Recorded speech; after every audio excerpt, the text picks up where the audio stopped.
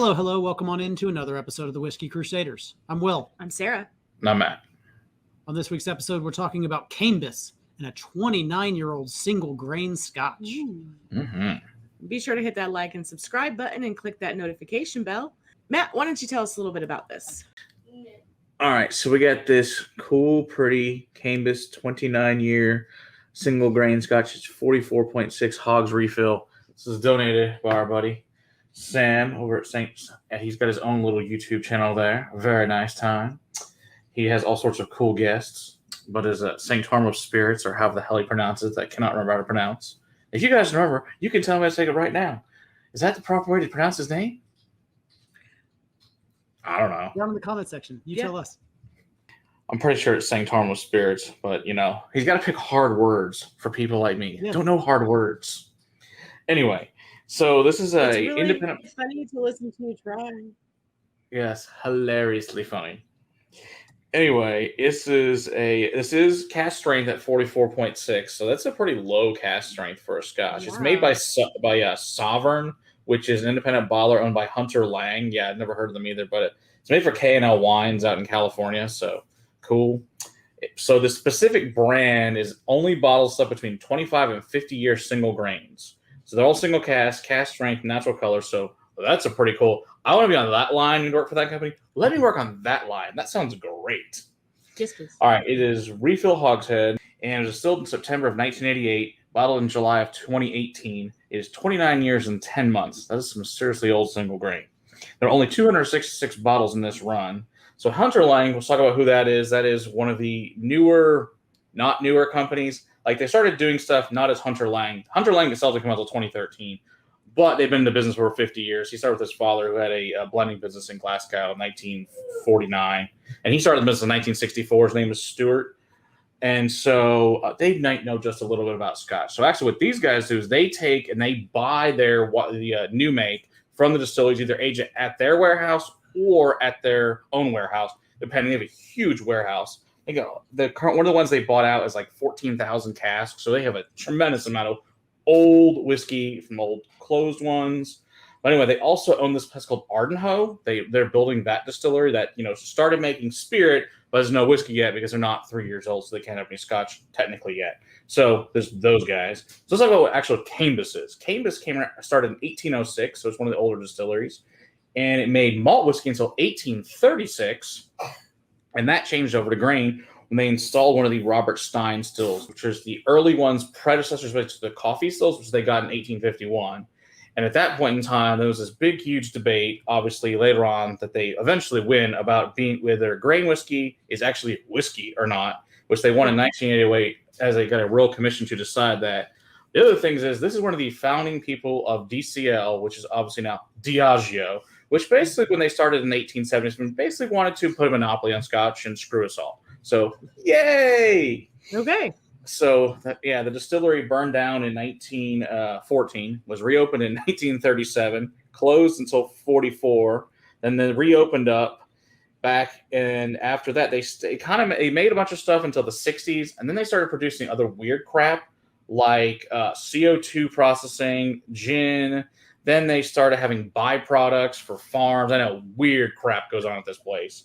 Eventually, they made Darff and pot ale. Darff is for animal feed for cows mostly, and pot ale is used as fertilizer out in the fields. So yeah, that's kind of interesting history. So apparently, it was a really big deal, and then just kind of went down the crap. And then Diageo closed them in '93, and when they moved all of their grain whiskey over to North Distillery that's next door, and now in 2011 they have a gigantic cooperage there. So they still use the place just for different things. So it's been an interesting, wild history of this place. But let's see the Scotches that comes out of there. Well, this is a fruit bomb, man. It is a fruit bomb, and it smells really rich. It does. Like layer upon layer of different cake toppings. Fruity jams layered on top of each other. Oh, yeah. That's That smells good. in there. Mm-hmm. Coconut, pineapple, sandalwood, lemon, cream puff, green tea, marzipan, vanilla, toasted almond. And then it's got this floral component, almost like there's a jasmine. Ooh, yeah. fracking Texas allergies. Just gotta say. Peach. Oh, there's this. What is that? Fig. Yeah, it's just peaches and nectarines. There's this other. It's like a grilled pineapple. Oh, definitely. But like the top, like the actual greenery. Okay. Oh yeah. Okay. There's something there. Oh, it's like ginger. Yeah, it's like a ginger Ooh. spice. Interesting. Yeah, not quite into like clove, but Almost like ginger beer. Oh, yeah. That's it. Ginger beer. Exactly. Even has that bubbliness, effervescence of one. Yeah, I was just about to say it tickled my nose a little. That smells really freaking good. It But really this does. also is one of the main components. And eventually when it runs out is Johnny Walker Blue, who also obviously Diageo owns Johnny Walker Blue. So this was one of the things they were using as their grain whiskey. yep. So you can still get it with it in it if you buy the Ghost and Rare series, which we do have 4 of those to review at some point in time. Darn. I know. Counter. Terrible. Someone has to do it. All right. Let's see what we think.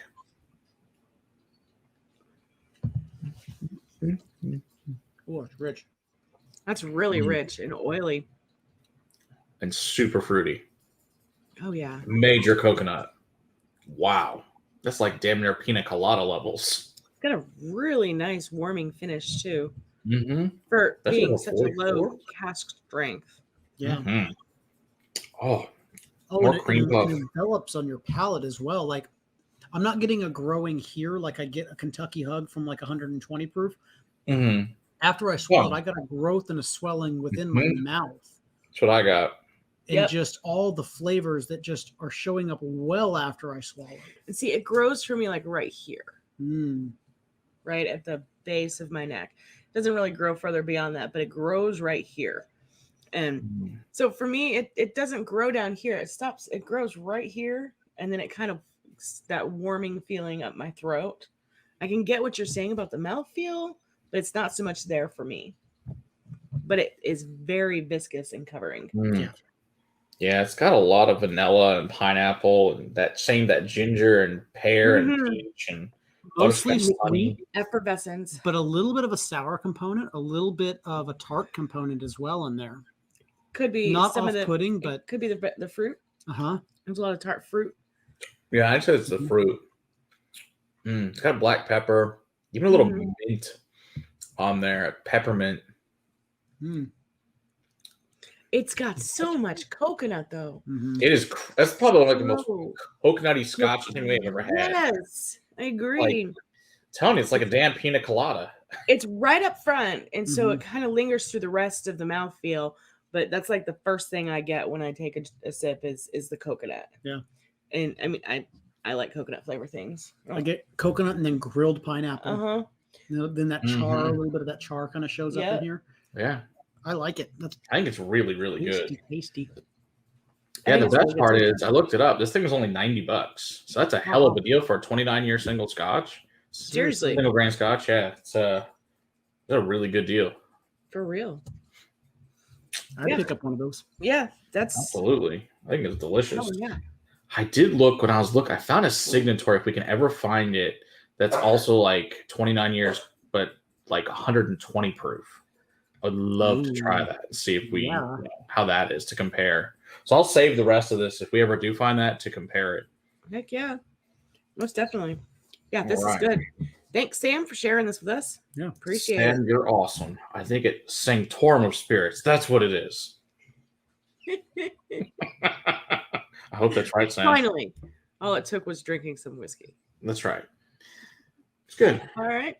Don't forget to hit that like and subscribe button and click that notification bell. And be sure to check us out on Monday live at 9:30 Central. Till next time. Oh, that's me. Keep on crusading for the whiskey in your glass. Cheers. Cheers.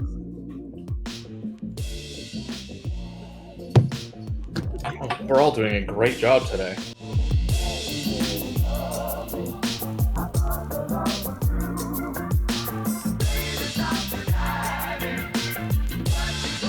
Hey. Hey, did you know they have railroads that go to their warehouses? Not that anybody gives a shit. But they do. Alfred Bernard said it was pretty. I can get where you're coming from as far as within the mouth feel of it. Just say that whole line again. She just totally ripped one. Is that what that was?